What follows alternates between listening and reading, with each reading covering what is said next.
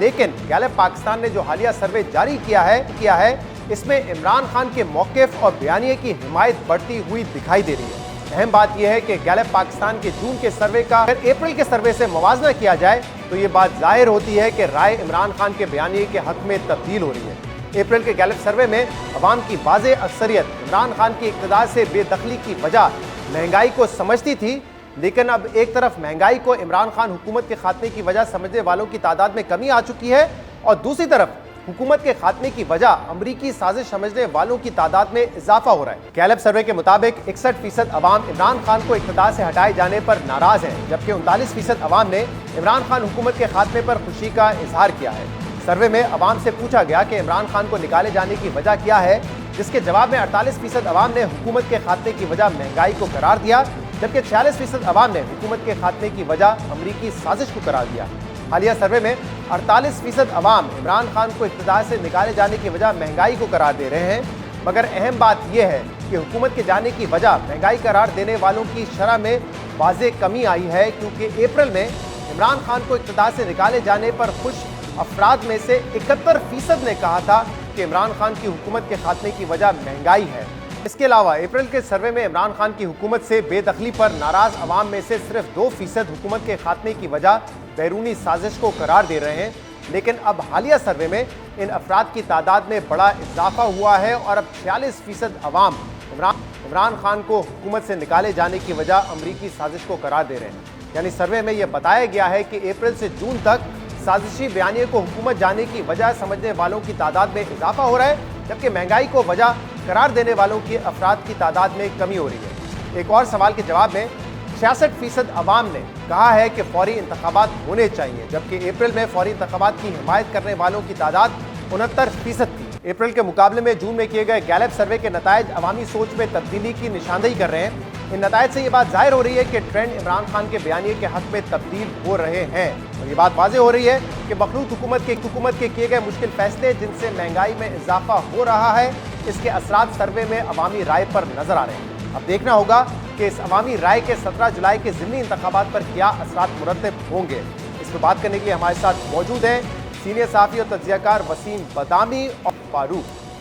बहुत बहुत शुक्रिया आप दोनों का प्रोग्राम में ज्वाइन करने के लिए। मुनी, पहले आपकी तरफ आएंगे। आपने देखा भी है कि लाहौर के हलकों में क्या सिचुएशन है, क्या वैसे आपकी राय है इस पर, क्योंकि एक तरफ PMLN हुकूमत में है, हमजा शहबाज लीड करेंगे इलेक्शंस को और वो जानते हैं अच्छे तरीके से कि इलेक्शंस को कैसे मैनेज करना चाहिए, कैसे लड़ना चाहिए इलेक्शन, और दूसरी तरफ इमरान खान है जो कि ये बयानिया बना रहे कि मेरी हुकूमत को साजिश के तहत गिराया गया है।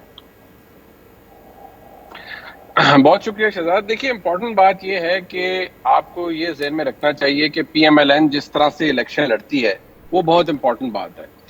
PMLN जब हुकूमत में होती है तो उनके लिए इलेक्शन कॉन्टेस्ट करना बड़ा आसान होता है, और वैसे भी वो इतने एंट्रेंच्ड हैं इस सारे मामले के अंदर, PMLN पूरे पंजाब के अंदर, और ख़ास तौर पर जो उनके स्ट्रॉन्ग होल्ड है कि उनके लिए इलेक्शन लड़ना एक बाकायदा तौर पर साइंस है, वो उसको उस हिसाब से डील करते हैं। और जब वो हुकूमत में आते हैं तो उनके लिए चीज़ें ज़्यादा आसान हो जाती हैं। और उनको आपने देखा होगा एक ज़माने में याद सादिक साहब का इलेक्शन था, वो कंटेस्ट किया PMLN ने हुकूमत में होते हुए। तो नेचुरल बात है, PMLN को एक एज होता है। आपने देखा होगा कि जो इवन ऑपोजिशन में भी PMLN ने बाई इलेक्शन लड़े, खासतौर पर पंजाब में, वो जीते। अब यही इशू है कि जब वो हुकूमत में होते हैं तो उन्हें यह पता होता है कि हमने पोस्टिंग ट्रांसफर कैसे करनी है, वो कर चुके हैं। बेशक इलेक्शन कमीशन ने पाबंदियां भी लगाई, सब कुछ हुआ।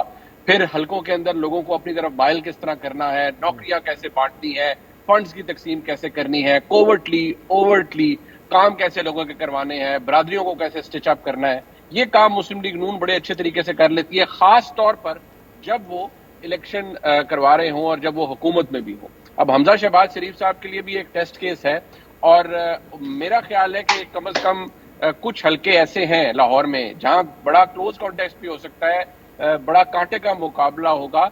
वॉक ओवर नहीं आप कह सकते PMLN को मिलेगा, लेकिन एक बात ये ज़हन में रखिए कि जब आप लाहौर के अंदर तकरीबन 1-1.5 महीना पहले जब ये हुकूमत आई थी, 2 महीने पहले मैंने शो किया, और वहां पर जब हम लोगों से मिले तो आपको ये पता चलता है कि थोड़ा सा टिल्ट जरूर है, PMLN का एज उनको जरूर है, लेकिन कई जगहों पर जाकर वो फॉल करता है with in margin of error.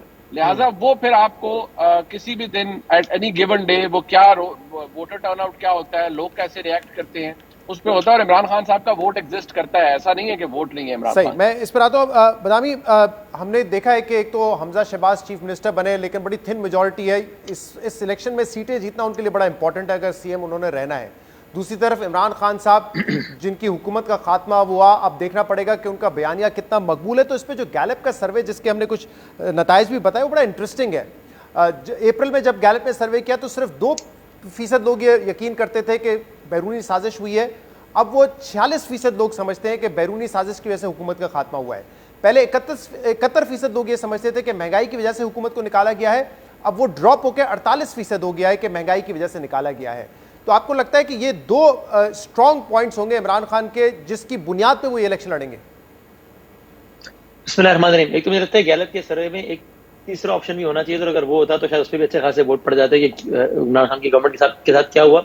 बाकी ये जो फाइंडिंग है शहजाद, ये बहुत समझ में आने वाली बात है। यानी ऐसा लगता है कि भाई देखिए ना, जब ये हुकूमत से नए नए गए थे, उस वक्त मुमकिन है कि एक बड़ी तादाद हो जो कि सोचती हो, चूंकि आप उस जमाने की तरह सोच आज लाइए तो जाहिर है लोग महंगाई से परेशान हो रहे थे, लोग बहुत ये थे कि आगे आने वाले वक्तों में क्या होगा। लेकिन अब उस वक्त को आप आज से कंपेयर कर लें तो उसके बाद जितनी महंगाई हुई, उसके बाद जितना पेट्रोल महंगा हुआ, उसके बाद जैसा बजट आया, उसके बाद जितने टैक्सेस लगे, तो अब तो वो मामला जो है वो हल्का लगता है ना। अब ये अलग डिबेट है कि उसकी जिम्मेदार कौन है, और वो सारी अलग बहस है। तो ये मानने के हमारे पास वाकूल वजूहात हैं कि अगर आवाम का एक तबका था जो समझता था कि यार वाकई महंगाई ने बड़ा गलत कर दिया था, इसलिए जो है वो ये गवर्नमेंट आई और उन्होंने किया ही महंगाई मुकाम आज था। तो अब इतना सब कुछ करने के बाद बेशक गवर्नमेंट कोई भी रीजन देती रहे, बहुत वजह समझ में आती इस बात की कि उस तबके का अब ये ख्याल हो कि नहीं भाई, ये मामला महंगाई का तो नहीं था यार, वरना इतनी महंगाई अब क्यों हो गई, और ये तो कोई मामला और है। इसलिए जो ओपिनियन का शिफ्ट है ये मुझे समझ में आता है बजाय। और वसीम, आपको लगता है कि जो इमरान खान ने जलसे किए उसमें लोग निकले लॉन्ग मार्च उस तरीके से, लेकिन कामयाब नहीं हो सका, उतने लोग नहीं निकाल सके इमरान खान, लेकिन आपको लगता है कि ये शिफ्ट होगा, ट्रांसलेट होगा बैलेट बॉक्स में? अब बैलेट बॉक्स में ट्रांसलेट होगा, लेकिन मेरा ख्याल है कि जो मुनीब भाई ने जो बातें की, मैं उसमें कोई बात रिपीट किए बगैर सिर्फ आगे बढ़ाते हुए, वो ये कि एक तो ये कि हर गवर्नमेंट जो है वो अनएथिकल इलीगल मीन इस्तेमाल करती है, वो कितना करेगी वो तो अलग उसके, लेकिन उसके अलावा भी अगर देख लें तो ये जाहिर है हम ये भी देखते हैं ना कि भाई पहले वो हल्का किसका था, उसकी बुनियाद पे भी आप नताइज का अंदाजा लगाते हैं। तो ये नहीं भूलना चाहिए कि बहरहाल ये 20 की 20 नशिस्तें कागज पे तो पीटीआई की नशिस्तें थी, इसलिए उनका एमपीए मुनरिफ हुआ और डी सीटों के इलेक्शन हो रहा है। बट इलेक्शन वाले दिन इन 20 में से जो 10 लोग जीते हैं वो बल्ले के खिलाफ इलेक्शन लड़के थे जी, शेर के भी खिलाफ लड़े, लेकिन वो बल्ले के निशान में नहीं लड़े। सलमान नहीं मगर मुल्तान से जीते, तो शाह महमूद कुरैशी जैसे हैवी वेट के खिलाफ इलेक्शन लड़ा, यानी कि तहरीक इंसाफ के खिलाफ इलेक्शन लड़ा, फिर इलेक्शन जीते। तो उन 10 सीटों का जो वोटर है वो तो इन कैंडिडेट से उस अंदाज से मुतनफिर नहीं होगा ना, उसने तो इस अंदाज डिच फील नहीं किया होगा, इसलिए कि इन 10 लोगों के वोटर्स ने बल्ले को वोट नहीं दिया था, बल्ले के खिलाफ वोट दिया था। तो इनके अपने वोट प्लस नून का वोट, ये भी बहरहाल नून को हेल्प करेगा। तो मेरा ख्याल है कि बुरी कारकर्दगी के साथ भी बहरहाल वॉक ओवर ना भी सर मुनीब ने कहा तो भी बहरहाल पलड़ा बजायर थोड़ा नून की तरफ इन वजूहात की बिना पे भी नजर आता है। मुनीब ये बड़ा इंपॉर्टेंट पॉइंट है, क्योंकि 10 लोग ऐसे थे जो कि इलेक्शन जीते, बाद में उन्होंने शमूलियत इख्तियार की पाकिस्तान तहरीक इंसाफ में, यानी कि वो प्योरली इलेक्टेबल्स हैं, इलेक्शन की साइंस को भी जानते हैं, अपना वोट भी है, तभी उन्होंने नून लीग को भी हराया और पीटीआई को भी हराया 2018 में। अब उनका अपना वोट और साथ में नून लीग का वोट, ये उनको ज्यादा स्ट्रांग बना देगा इन हलकों में। देखिए ये एक एडेड एडवांटेज है जो कि पीएमएलएन को इस वक्त है, और फ्रैंकली स्पीकिंग ये बड़ा कोई ऐसी चीज नहीं है। अगर आप पेपर पेंसिल लेके बैठेंगे तो आपको खुद कुछ नताइज तो ऐसे हैं जो कि आप खुद अपने जहन में बना सकते हैं। एक बात जहन में रखिए कि ये जो बात मैं पहले कही थी, मैं अभी जो वसीम मदामी भी फरमा रहे थे, मैं एग्री करता हूँ। एक बात at the risk of repeating my self मैं आपको कहूंगा शहजाद, इलेक्शन लड़ना खास तौर पर पंजाब के अंदर और वो भी हुकूमत में होते हुए, ये मुस्लिम लीग नून को पीटीआई से कहीं ज्यादा अच्छा आता है। इसकी मैनिफेस्टेशन आप पहले कई दफा देख चुके हैं अपने साथी करियर के अंदर। और पीटीआई ने तो मर मरा के वो एक इलेक्शन जीता जो ताहिर खुर्शीद साहब के दामाद सियालकोट से लड़े थे इलेक्शन, वो भी सुबहानी खानदान के अंदर वो एक प्रॉब्लम हुआ जिसकी वजह से टेंशन बन गई। अदरवाइज आप बेहतर समझ, आप भी जानते हैं कि पीएमएलएन को बाय इलेक्शन हुकूमत में रहते हुए तो ये बगले बजाते हुए इलेक्शन लड़ते हैं, इनको पता है इलेक्शन कैसे लड़ा जाता है। बहुत बहुत शुक्रिया वसीम बदामी आपका और मुनीब रज़ी का।